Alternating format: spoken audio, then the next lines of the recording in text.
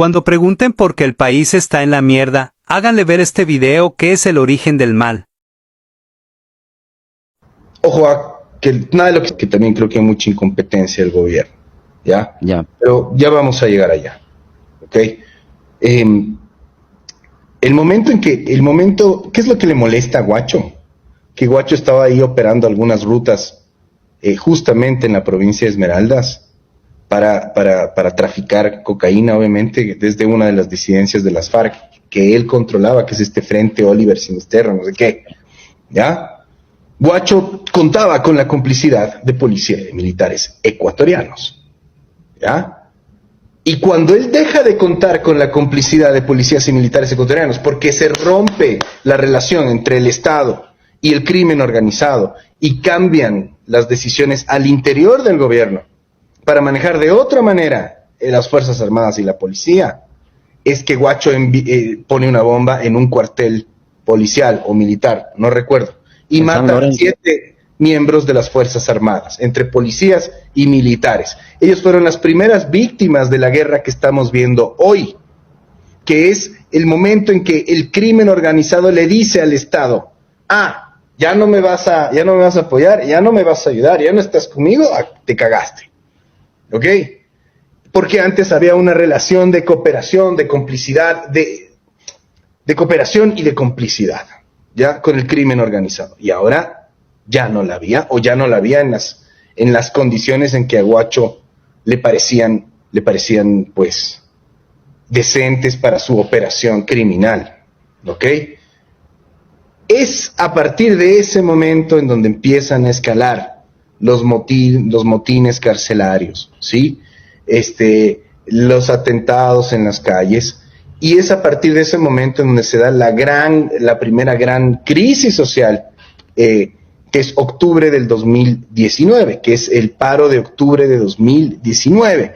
¿Por qué? Porque hay que entender que el paralelo político del paro de octubre de 2019 es el llamado a juicio, ya no recuerdo bien, me parece que es ya la sentencia por el caso Sobornos, en donde Correa junto a Alexis Mera y otros manes iban a ser, y efectivamente fueron condenados, ¿sí? El primer amotinamiento en la cárcel del Turi, donde hay 7 fallecidos, lo hacen prácticamente como una bienvenida a la nueva ministra de Gobierno, María Paula Romo. El momento en que ella asume el cargo, hay un amotinamiento en la cárcel del Turi, ¿ya? ¿Por qué? Porque son gente que no iba a operar como estas bandas criminales estaban acostumbradas a operar. ¿Y qué pasó? Porque hay que volver un poquito antes. Octubre de 2019 no nace en octubre de 2019, no tiene nada que ver con el tema de los combustibles, ¿ya? Octubre del 2019 nace muchísimo antes, ¿sí? Cuando las FARC financian la campaña de este partido político que llega al poder en el 2006 o 2007, ¿sí? Sí, donde hay declaraciones del mismo Mono Jojoy. Sí, este es el momento en la grabación en que el jefe guerrillero, el Mono Jojoy, el video revelado por la agencia de noticias AP, dice y reconoce que le entregó dinero a la campaña del presidente de Ecuador, Rafael Correa.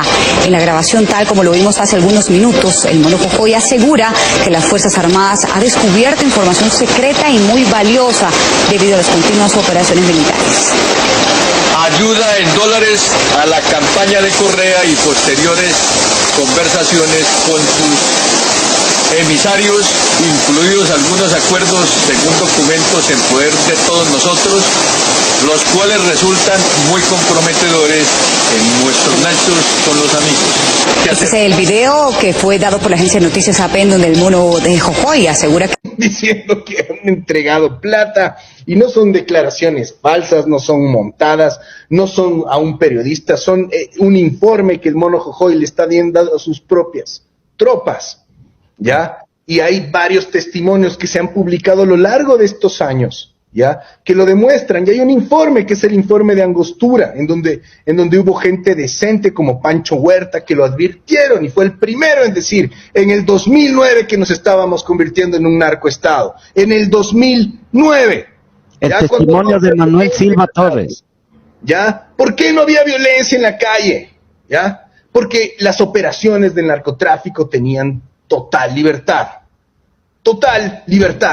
para operar, porque el Estado no estaba enfrentándose al crimen organizado, porque el Estado hizo todo para que el crimen organizado en Ecuador opere con total tranquilidad. Y veamos la cadena de eventos, porque luego van a decir que yo estoy hablando huevadas. Sacan a la base de Manta, es decir, dejamos de tener vigilancia aérea, porque esa era nuestra vigilancia aérea. Había un convenio de cooperación con los gringos para que vigilen estas operaciones que nosotros no teníamos la tecnología para operar. Se van los gringos y contratamos radares chinos que nunca funcionaron. Producto de eso tuvimos 8 años sin radares, sin vigilar nuestros cielos de las operaciones criminales. En paralelo, mientras se va a la base de Manta, Rafael Correa desmonta la mejor unidad de inteligencia contra el narcotráfico, la UIS, que había tenido muchísimo éxito en el desmantelamiento de organizaciones criminales. La desmonta. ¿Y por qué la desmonta? Porque es la UIS la que le dice, hey, el señor Chauvin está trabajando en tu ministerio de gobierno, y el señor Chauvin tiene relación con las FARC y con el financiamiento de los Ustaiza a tu campaña. ¿Ok? Eso fue lo que hizo que Correa desmantele la SENAIN.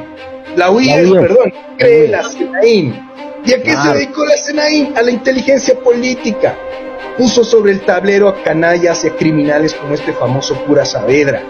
Un tipo que es informante alguno ahora de mucha gente y que opera desde la policía para infiltrar también el Estado, para boicotear el Estado, y que el gobierno no es capaz tampoco de poner en su sitio a través de una operación de inteligencia decente, que es también lo que a mí me molesta, ¿ya? Desmontan la SENAIN, nos dejan sin radares, nos dejan sin la base de Manta, ¿sí? Hacen una campaña internacional para declarar a las FARC insurgentes, no terroristas. O sea, no es terrorista quien secuestra, no es terrorista quien asesina, no es terrorista quien trafica droga, ¿ya? No, son insurgentes. Están equivocados, yo no estoy de acuerdo, decía Correa, pero son insurgentes. Vaya imbécil, vaya canalla, vaya traidor a la patria. Eso es traicionar a la patria. Haber permitido que las FARC hagan un congreso en Quito antes del bombardeo de Angostura en el 2009. ¿Y por qué Uribe bombardea Angostura sin consultar con el gobierno ecuatoriano? Porque sabía perfectamente que si la información se filtraba al gobierno ecuatoriano, las FARC se iban a enterar de que iba a haber un bombardeo, pues. Es evidente que había una relación entre las FARC y el gobierno ecuatoriano. Es decir, había una relación entre las FARC y entre el gobierno ecuatoriano y el crimen organizado. ¿Y quién era el mayor interesado en utilizar al Ecuador? Siendo que estaba contra las cuerdas, contra la frontera por el Plan Colombia, con todas esas bases en Colombia de los gringos. ¿Cuál era la necesidad? ¿Cuál era el problema logístico que tenían los colombianos, los productores de droga? La salida de droga, la salida de cocaína. ¿Y para qué le servía el Ecuador? Para sacar cocaína. Y hay que leer nada más, hay que leer cómo las incautaciones después de que se va a la base de Manta se multiplican por 20, ¿ya? Y cómo de pronto ahora estamos todos los años obteniendo récords de incautación de kilos de cocaína. Toneladas. Porque nos volvimos una potencia exportadora de cocaína.